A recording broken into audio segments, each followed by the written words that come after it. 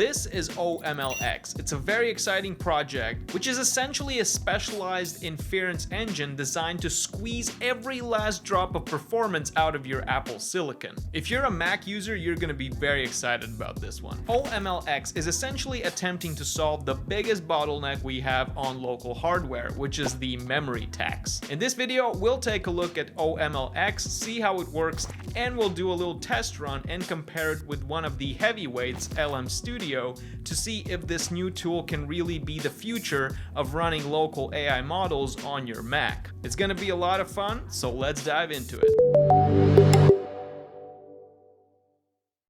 So what exactly is oMLX? At its core, it's a runtime built specifically on top of Apple's MLX framework, and unlike generalist tools that try to support every GPU under the sun, MLX is purpose-built by the Apple Silicon team to exploit the unified memory architecture that powers Macs specifically. In a traditional PC, your CPU and your GPU have separate memory pools, meaning data, like your model's weights, have to be constantly copied back and forth over the PCI bus. But MLX eliminates that copying entirely. Because the CPU and GPU share the exact same physical memory, MLX uses zero copy arrays. When the GPU finishes a calculation, the CPU can read the results instantly without moving a single byte. It also uses lazy computation, meaning it doesn't actually execute a math operation until the absolute last second when the output is needed, which allows it to optimize the entire calculation graph on the fly. But where oMLX differs from your standard LM Studio setup is how it manages the KV cache. In a typical LLM session, every word of your conversation history has to be remembered in your expensive RAM. But oMLX introduces a two-tier system. It keeps the immediate context in your unified memory for speed, but it freezes the older parts of your conversation, those massive system prompts and tool definitions, and swaps them onto your SSD. And when you compare this to LM Studio, the difference is immediate. And yes, it's incredibly stable and compatible, but the problem is that it wants to hold on to the entire memory history in a hot state. oMLX is more like a modern operating system. It's smart enough to know what data needs to be in your brain right now and what can be paged to disk. So let's spin up oMLX and try it out for ourselves. The interface is quite intuitive. Right off the bat, we get this window where we can specify our desired location for our server and launch it right away. After that, we get prompted to provide an API key, so let's do that. And finally, we land on this dashboard, which is the main entry point for your oMLX server. And from here, I went ahead and downloaded the Qwen 3.6 35 billion parameter 4-bit model, which we will use for our tests. I have also set up this empty repository with an agent's MD file where I will ask the model to create a simple web app where you can search for different movies, wishlist them, and rate them using your MovieDB API key. Nothing too fancy for this demonstration, just a simple coding test to see how it might potentially perform a real-world coding task. And on the dashboard page, we get this section which provides us with ready-to-use code snippets for different AI agent harnesses that we can run. And for this demo, I will be using the Codex CLI to conduct these tests.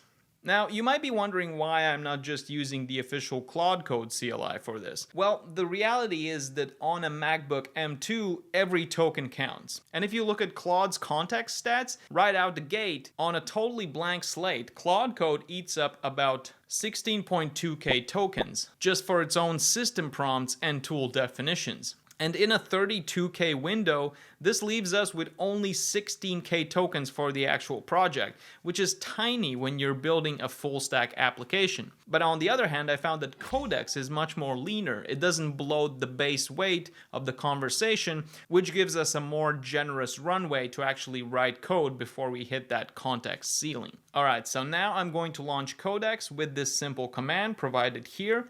And then I'm going to give it a simple startup prompt explaining our task and get it going. And as it's cooking, here on the right, you can see in real time how this session is performing, how many tokens are being produced, how many of them are being cached, and the overall cache efficiency percentage. And it's also very handy to see how many tokens on average are processed in a second. Now, overall, it took roughly 20 minutes for this 35 billion parameter Qwen 3.6 model running on my M2 MacBook Pro to get through this task. And this is to be expected because this is a very heavy undertaking for this model. Now, there were 2 or 3 instances where I hit a 400 error because the prompt exceeded the 30K2 context limit on my M2 MacBook. In any other tool, it would be a total project killer. And normally, if I would run /clear, it would wipe the AI's short-term memory, often leading to hallucinations because the model forgets the code it literally just wrote. But this is where oMLX's persistent SSD caching blew me away. Even though I cleared the session in Codex, the actual computational state of my project were still sitting on my SSD. So the moment I gave Codex a new prompt to continue where it left off, oMLX recognized the prefix and instantly hydrated the model's brain from the disk, and instead of hallucinating or starting from scratch, it picked up right where it left off. So the cache efficiency really helps in this case. And by the end of this task, we can see here that Qwen 3.6, with the help of oMLX, was able to get through the task by churning out 1.78 million tokens, and roughly 1.59 million of them were cached, so we ended up with an 89% cache efficiency, which is pretty massive. And for the app itself, it looks quite decent. We're able to search for movies, add them to our watch list, and rate them. But once you refresh the page, the watch list resets. So I'm guessing it didn't implement the database storage solution properly, but solid effort overall nonetheless. Now, this all looks impressive, but I wanted to find out how does this performance stacks up to a heavyweight model runner like LM Studio. So I decided to run the same task with the same Qwen 3.6 model using the same context window and constraints and see how it performs. And honestly, I wasn't expecting this, but I actually got a worse performance on LM Studio. So the task itself took roughly 35 minutes to finish. That's already 15 minutes more than on MLX. And I also noticed that while running this task, LM Studio was using every last juice of my MacBook. So much so that I couldn't even watch a video on a second monitor because it was lagging due to severe RAM shortage. Now, I did not have the same problem with oMLX because when running this on oMLX, I was easily able to browse the web, watch videos, or do any other task while Codex was still running in the background. But this was nearly impossible to do on LM Studio. And look at these stats. What shocked me even more is that the average token per second speed on LM Studio was 16 tokens per second, and on oMLX it was roughly 47. So that actually explains why the task took 15 minutes longer to finish. However, I do have to give credit where credit is due. LM Studio did not throw a single 400 error due to context limit bottlenecks like oMLX. So the context management on LM Studio is very stable and running perfectly. And if we look at the final result, it was very similar. I didn't have any fancy animations this time, but honestly, this feels like comparing the same output with different seed values for the same task on the same model. So I'm not going to jump into any conclusions here. It's the same Qwen 3.6 model. You can judge Qwen's model's output here for yourselves. So what is the final verdict? Well, I must say I am very, very impressed with oMLX performance. If you're on a MacBook with a limited RAM and you want to actually use your computer while running a local AI agent in the background, then oMLX is a perfect tool for that.